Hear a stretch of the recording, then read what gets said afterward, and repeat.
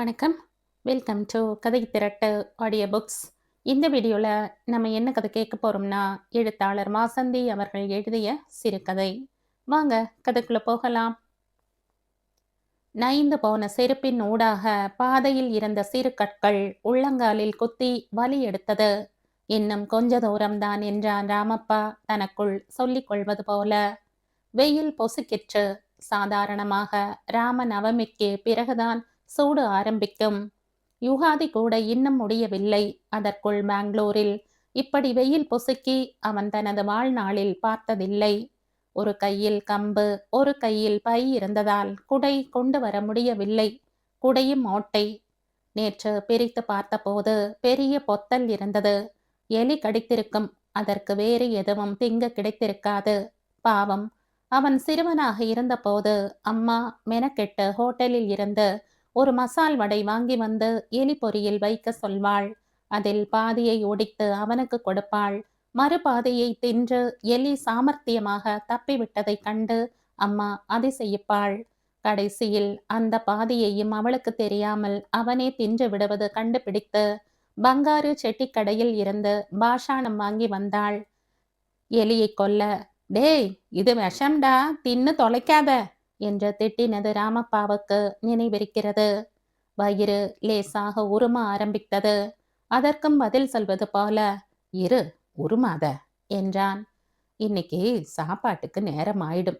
சில வருஷங்களாக தனது உறுப்புகளுடன் அல்லது அவன் வேலை செய்யும் தோட்டங்களின் செடிகளுடன் பேசுவது அவனுக்கு வழக்கமாகி போயிற்று. சக மனிதர்களுடன் பேசுவது கிட்டத்தட்ட நின்று போயிருந்தது. எப்படியும் அவர்கள் பேசுவது காதில் விழப்போவதில்லை.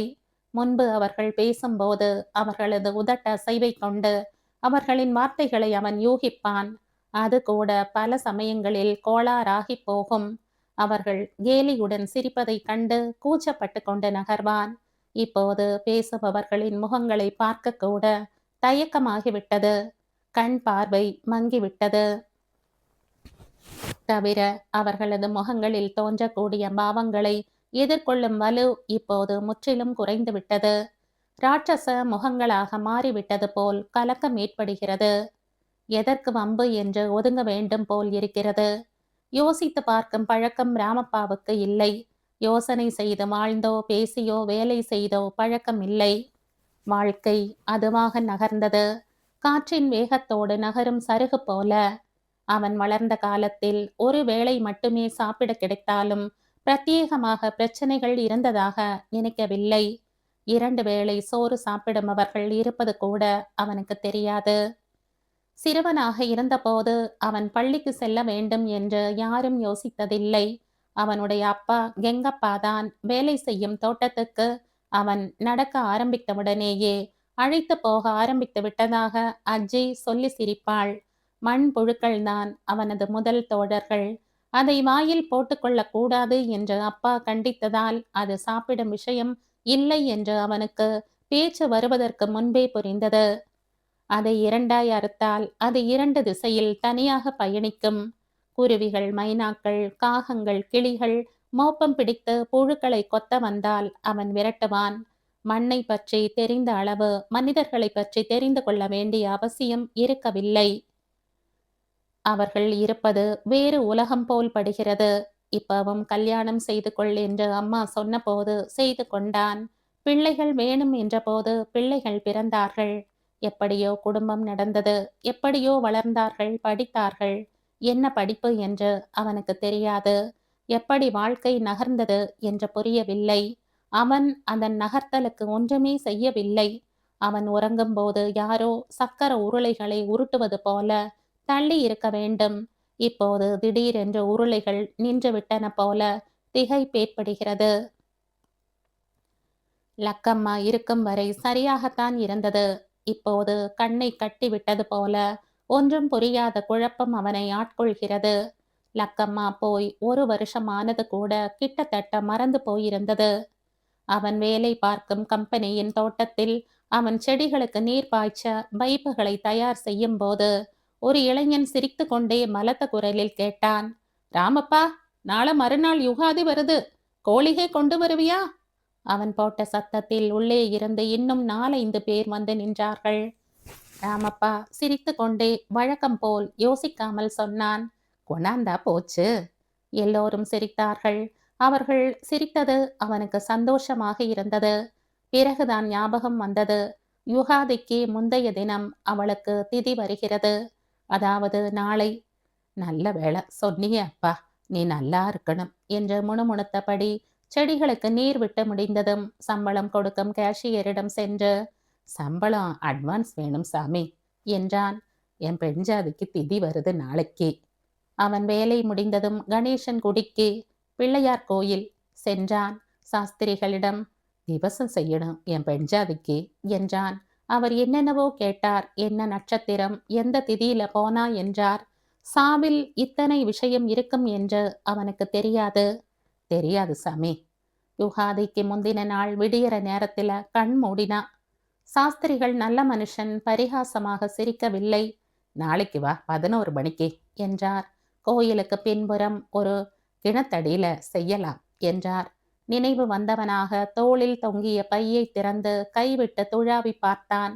சாஸ்திரிகள் சொன்ன சாமான்கள் எல்லாம் இருந்ததாகத்தான் தோன்றியது. அரிசி, வெல்லம், எள்ளு, தேங்காய், வெற்றிலை பாக்கு, மஞ்சள், குங்குமம், ஒரு முழம் பூ மட்டும் வாங்க வேண்டும். அது கோயிலுக்கு முன் கிடைக்கும். முழம் 10 ரூபாய் என்பார்கள். விவஸ்தை இல்லாமல் 1 முழம்தான் வாங்க முடியும். சம்பளத்தின் முன்பணம் வாங்கியது இடுப்பில் இருந்தது. அது பூஜைக்கும் திதிக்கும் சாஸ்திரிகளுக்கும் வேண்டி இருக்கும். அடுத்த மாத சாப்பாட்டுக்கு இன்னும் 2 வீட்டு தோட்ட வேலை சம்பளம் கிடைக்கும். வீட்டு வாடகை பணம் நிற்கும். அடுத்த மாசம் சேர்த்து தரேன்னு சொல்லணும். ஏலே ராமப்பா, நீனு தொட்ட செலவுக்காராகானோ? நீ பெரிய பணக்காரன்டா. அவன் சடக்கென்று திரும்பி பார்த்தான். எஜமான்றே என்றான் மகிழ்ச்சியுடன். யாரும் எதிரில் இல்லை. சரியான மறதி. அவர் எப்பவோ செத்து போயாச்சே. இப்பவும் 40 வருஷம் கழித்தும் கம்பெனி மேனேஜர் நஞ்சுண்டாராவின் சிரிப்பு எதிரில் நின்றது. அவன் முகமெல்லாம் சிரிப்பாக அலங்க மலங்க விழித்தபடி நின்றான். எஜமான் சொன்னதன் முழு அர்த்தமும் விளங்கவில்லை. கம்பெனி அவனுக்கு சேமிக்கும் ஓய்வூதிய நிதியில் இருந்த கொஞ்சம் பணத்தில் 2 சின்ன நிலம் வாங்கப் போவதாக சொன்னபோது பிறகு பணத்துக்கு என்ன செய்வது என்று குழப்பத்துடன் பார்த்தான். நிலம் தங்கம் போல என்று நஞ்சுண்டாராவ் விளக்கினார். நீ ரிட்டையர் ஆகிற சமயத்துல 100 மடங்கு மதிப்பு ஏறும். அதுக்கும் மேலேயே. ஒரு நிலத்தை வித்தாலும் கடைசி காலத்துல சௌக்கியமா வாழலாம். இப்ப ரொம்ப மலிவா கிடைக்கிறது, வாங்கவா? ஒரு நிலத்தில் வீடு ஒன்று சின்னதாக கட்ட அவரே உதவினார். சம்பள பணத்தில் பிடித்து கொண்டதால் அதை ஈடுகட்ட மாலை வேளைகளில் 2 வீடுகளில் தோட்ட வேலை செய்தான்.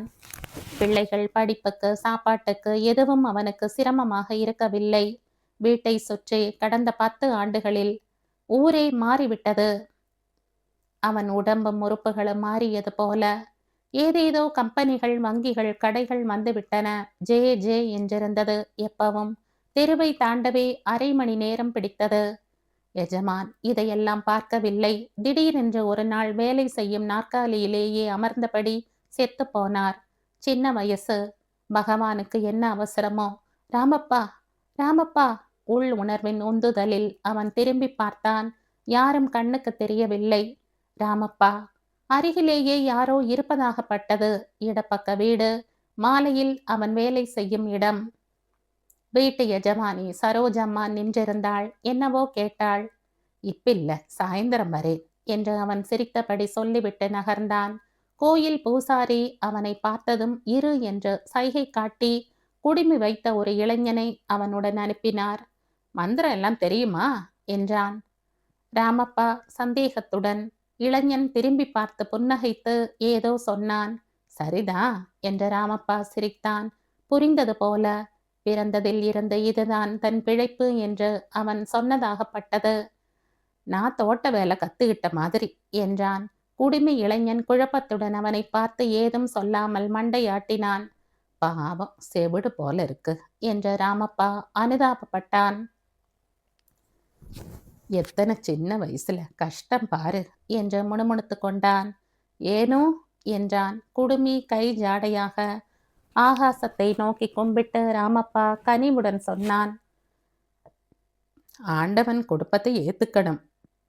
குடுமி மறுபடி தலையை அசைத்து காரியத்தில் இறங்கினான். கிணற்றடியில் மேடாக ஒரு சின்ன முற்றம் இருந்தது. அதில் ஒரு மனையை போட்டு அமர்ந்து ராமப்பா பையில் இருந்து எடுத்து வைத்த சாமான்களை வாழை இலைகளில் பரத்தினான். ஜாடையிலேயே கிணற்று நீர் எடுத்து கால் கழுவி வர சொன்னான். ராமப்பா முகம் கை கால் என்று விஸ்தாரமாக முழு உடம்பையும் கழுவிக்கொண்டு எதிரில் அமர்ந்தான். கிணற்றை குனிந்து பார்த்தபோது நீர் அதல பாதாளத்தில் இருப்பதாக தோன்றியது. பெண்ஜாதி பேர் என்ன என்றான் குடுமி. ஆமா, கிணத்துல நீர் ஜாஸ்தி இல்ல, மழை வந்தா ஊறிடும் என்றான் ராமப்பா. குடுமி கழுத்தில் தாலி கட்டுவது போல ஜாடை காட்டி பேர் என்ன என்றான். அத முதல்லையே கேட்க கூடாதா என்று சிரித்து லக்ஷ்மி என்றான் ராமப்பா. லக்கம்மான்னு கூப்பிடுவோம். குடுமி மறுபடி ஜாடை காட்டி குழந்தைகள் உண்டா என்றான். இருக்காங்க, 2 மகன்கள் என்று விரல்களால் காண்பித்தான். பேரு? கல்யாணம் ஆயிட்டது. மறுபடி ஜாடையில் குடுமி கேட்க வெங்கடேஷா திம்மப்பா என்றான். ராமப்பா. இளைஞன். இளைஞன் வேறு ஒன்றும் கேட்கவில்லை. மஞ்சள் பொடியை பிசைந்து உருட்டி கோபுர வடிவில் சின்னதாக ஒரு தட்டில் வைத்தான். அதற்கு குங்குமத்தை வைத்து ராமப்பா 10 ரூபாய் கொடுத்து வாங்கி வந்திருந்த ஒரு முழம் பூவை சுற்றினான். மூக்கை பிடித்து கொண்டு கண்ணை மூடி அமர்ந்தான். ஏதோ மந்திரம் சொல்வது போல உதடுகள் அசையத் தொடங்கின. கிணற்றடியில் அவர்களைத் தவிர யாரும் இல்லை. சுற்றிலும் அடர்ந்த மரங்களும் செடிகளும் பசுமையாக இருந்தது. குளுமை போன்ற பிரம்மையை ஏற்படுத்தியது. வெயில் உச்சிக்கு நகர்ந்து கொண்டிருந்தது. பசியும் வெப்பமுமாக ராமப்பாவுக்கு கண்ணை சுழற்சி கொண்டு வந்தது. தூங்கக்கூடாது என்று நிமிர்ந்து உட்கார்ந்தான். மந்திரத்துக்கு நடுவில் லக்ஷ்மி என்று இளைஞன் சொல்வது போல இருந்தது. மஞ்சள் உருண்டையின் மேல் அட்சதையையும் எள்ளையும் போட்டபடி அவன் சொன்ன மந்திரத்துக்கு வசிய சக்தி இருந்தது. இனம் புரியாத நிகழ்ச்சி ஏற்பட்டது ராமப்பாவுக்கு. இந்த வருஷம் செய்யற, அடுத்த வருஷம் முடியுமோ இல்லையோ தாயி என்றான் ஆகாசத்தை நோக்கி. மேலே வெளிரி போயிருந்த வானம் கண்ணை கூசிற்று. அவன் கண்களை மூடிக்கொண்டான். லக்கம்மாவின் சடலம் கிடத்தி இருந்தது. நேற்று இரவு கூட அவனுக்காக ராகி முத்தே செய்து கொடுத்தாள். ஐயோ, போயிட்டாளே என்ற துக்கம் அடிவயிற்றில் சுருண்டி எழுந்தது. இனிமே என்ன செய்வேன் என்கிற பீதி சூழ்ந்தது. திடீரென்று அவன் ஒன்றுமில்லாமல் போனது போல் தோன்றியது. அவன் தோளை அக்கம் பக்கத்துக்காரர்கள் தொடும்போதெல்லாம் என்ன விட்டுட்டு போயிட்டா என்று குறை சொல்வது போல ஆத்திரத்துடன் அழுகை வெளிப்பட்டது. இப்பவும் வந்தது. நீர் நிறைந்த கண்களை மேல் துண்டால் துடைத்த போது அந்த சின்ன தட்டில் அந்த மஞ்சள் உருண்டை இருந்த இடத்தில் ஆச்சரியமாக லக்கம்மா உட்கார்ந்திருந்தாள். தேய்ந்து போன உடம்பு, பெரிய குங்குமம், வெற்றிலை காவி படிந்த சிரிப்பு, பிரவாகமாக ஒரு அலை புரண்டது உள்ளே. என்ன, நீ பார்க்க வந்தியா என்றான் அவன். சொல்லும்போது மறுபடி கண்ணில் நீர் படர்ந்தது. பாரு, என் கதிய பாரு என்ற மார்பில் அடித்து கொள்ளலாம் போல. காலையில ஏன் ஒன்றும் சாப்பிடாம வந்த? எப்படி சாப்பிட்றது? உனக்கு இன்னைக்கு திதி செய்யணுமே, நல்ல கூத்து என்ற லக்கம்மா சிரித்தாள். அந்த ஆள்தான் சாப்பிடக்கூடாது, உனக்கு பட்னி கிடந்தா ஆகுமா? நீ சாப்பிட்டா ஒன்றும் தப்பில்லை. அப்படியா என்றான் ராமப்பா. இனிமே சாப்பிட்டுட்டு வர. இல்லை, இனிமே உனக்கு திதி பண்ண முடியாது லக்கம்மா, ரொம்ப செலவு, கையில் காசு இல்லை, கடன் வாங்கி பழக்கம் இல்லை, திதியுமாச்சு பொதியுமாச்சு. நான் கேட்டனா? ராமப்பாவுக்கு அழுகை வந்தது. என்னவோ உன் நினைவு வந்தது. உனக்கு நான் வேற என்ன செய்ய முடியும்? லக்கம்மா எதுவும் சொல்லாமல் அமர்ந்திருந்தாள். அவளுக்கு அவன் ஒரு புடவை கூட வாங்கி கொடுத்ததில்லை என்று அவனுக்கு நினைவுக்கு வந்தது. ஆனால் அவளிடம் 2, 3 இருந்தன. அவன் வேலை பார்க்கும் வீடுகளில் அவனுக்கும் அவளுக்கும் பழைய உடுப்புகள் கிடைக்கும். உனக்கு நான் ஒரு புடவை கூட எடுத்து கொடுத்ததில்லை. நான் கேட்டனா? அது உண்மை என்று அவன் நினைத்து கொண்டான். நீயுந்தா என்ன கேட்ட? பசிக்கிறது, சாப்பாடு போடுன்னு கூட கேட்க தெரியாது, நான் கூப்பிட்டு கொடுக்கணும். அவன் சிரித்து கொண்டான். திடீரென்று கோபம் வந்தது. அதனால தான் அழுத்து போய் என்னை விட்டுட்டு போயிட்டியா? ஹோட்டல் சாப்பாடு சாப்பிடவே முடியல. வார்த்தைகள் வெளியே வர முடியாமல் தொண்டை குழியில் சிக்கி கொண்டன. குமரி குமரி துக்கம் வந்தது. முதுகு குலுங்க இனி கட்டுப்படுத்த முடியாதது போல ஓவென்று அழ ஆரம்பித்தான். மந்திரம் சொல்லிக் கொண்டிருந்த இளைஞன் திடுக்கிட்டு நிமிர்ந்து பார்த்தான். மந்திரத்தை நிறுத்தி ஜாடை காட்டி, இன்னும் கொஞ்ச நேரம்தான் முடிஞ்சிடும் என்றான். சின்ன காகிதத்தில் எழுதியிருந்த எதையோ பார்த்து என்னவோ சொல்லி அவசரம் அவசரமாக அட்சதையை போட ஆரம்பித்தான். கைகள் இரண்டையும் ஓசையுடன் தட்டி விரல்களை உருட்டி சொடுக்கி தலையை சுற்றி மூக்கை தொட்டான். ராமப்பா திகைப்புடன் கண்கள் விரிய பார்த்தான். உடம்பு பூராவும் பயம் கவ்வியது. யார் நீ? யாரப்பா நீனும்? இப்போது குடுமி இளைஞனை காணோம். திம்மப்பா உட்கார்ந்திருந்தான். வெங்கடேஷாவும் அவனுடன் ஒன்றிக்கொண்டு பின்னால் நின்றான். அவனுக்கு நாக்கு உலர்ந்து போயிற்று. அம்மாவுக்கு திவசம் பண்ண வந்தேன். அவர்கள் அசையாமல் நின்றார்கள். சம்பள பணம் அட்வான்ஸ் வாங்கி பண்ற, வேற காசு இல்ல சத்தியமா. அவர்கள் வளர்ந்து கொண்டே போனார்கள். ராட்சசர்கள் போல. கைகளும் முகமும் விகாரமாய் பெரிதாயிற்று. பார்க்கவே அவனுக்கு கூசிற்று. அவர்கள் கையில் அட்சதை வைத்திருப்பது போல் இருந்தது. நீங்களும் அம்மாவுக்கு திவசம் பண்ண வந்தீங்களா? பாசம் விட்டு போகுமா என்று நினைத்தபடி எழுந்திருக்க போனான். ஆச்சரியமாக அவன் ஊன்றி நடக்கும் கம்பு அவர்கள் கைக்கு போய்விட்டது. வெங்கடேஷாவுடைய பையன் இப்படித்தான் கம்பை ஒழித்து வம்புக்கு இழுப்பான். கம்ப கொட்டுடா, என்ன விளையாட்டு இத்தனை வயசுக்கு மேல என்றான் சிரித்தபடி. கண் மூடி கண் திறப்பதற்குள் முதுகில் சுளீர் என்று பட்டது. வலியில் மூளை சிதறிவிடும் போல் இருந்தது. ஐயோ, அடிக்காத அடிக்காத, லக்கம்மா அடிக்கிறா, என்ன விடுங்கடா. ராமப்பா இரு கரங்களாலும் மார்பையும் முகத்தையும் அவசரமாக பொத்திக் கொண்டான். வேண்டாம் வேண்டாம் பெரியவரே, உங்களுக்கு என்னாச்சு? உடம்பு சரியில்லையா? இப்ப முடிஞ்சிடும்.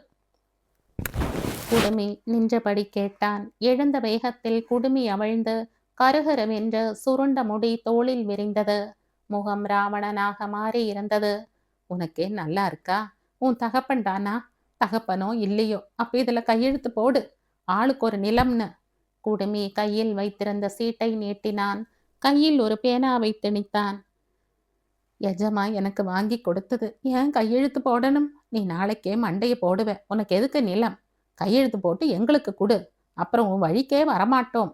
அவனுக்கு குழப்பமாக இருந்தது. மண்டைக்குள் ஒரு வண்டு குடைந்தது. போடாதே என்றது.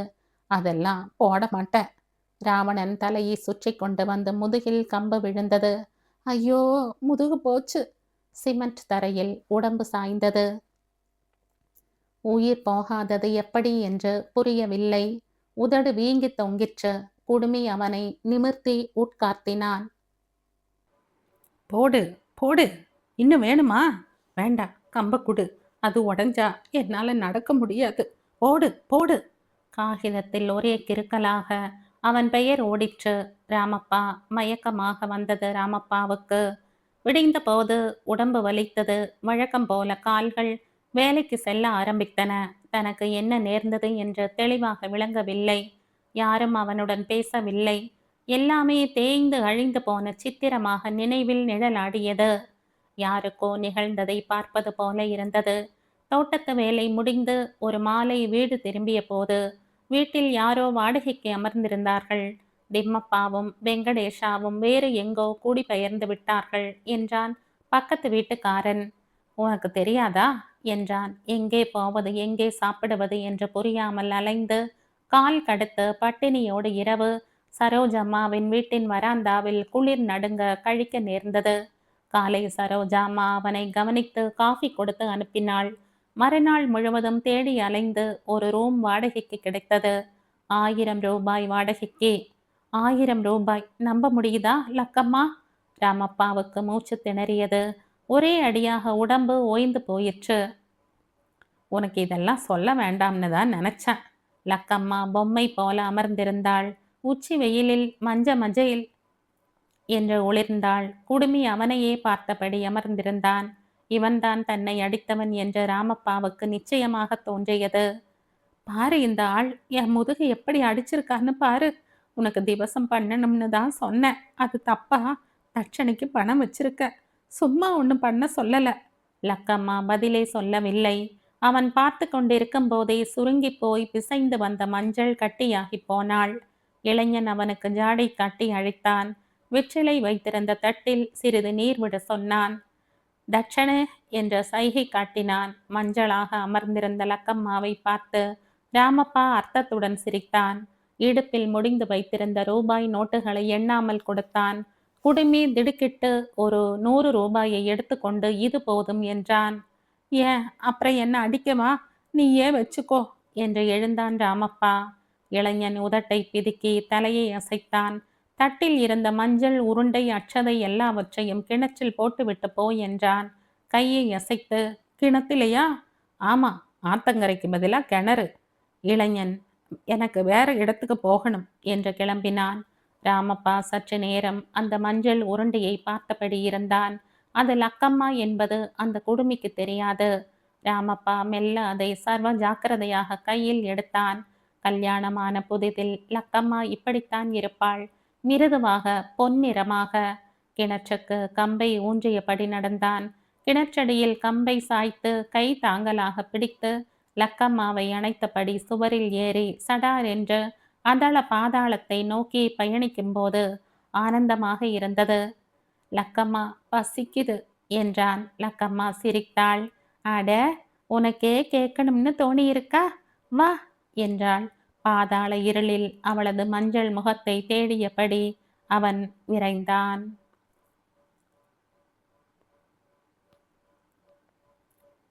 இதோடு இந்த கதை முடியுது. இந்த கதை உங்களுக்கு பிடிச்சிருந்தா லைக் பண்ணுங்க, ஷேர் பண்ணுங்க, சப்ஸ்கிரைப் பண்ணுங்க. மற்றும் ஒரு இன்ட்ரெஸ்டிங்கான கதையோட அடுத்த வீடியோவில் சந்திப்போம். பாய். தேங்க்யூ.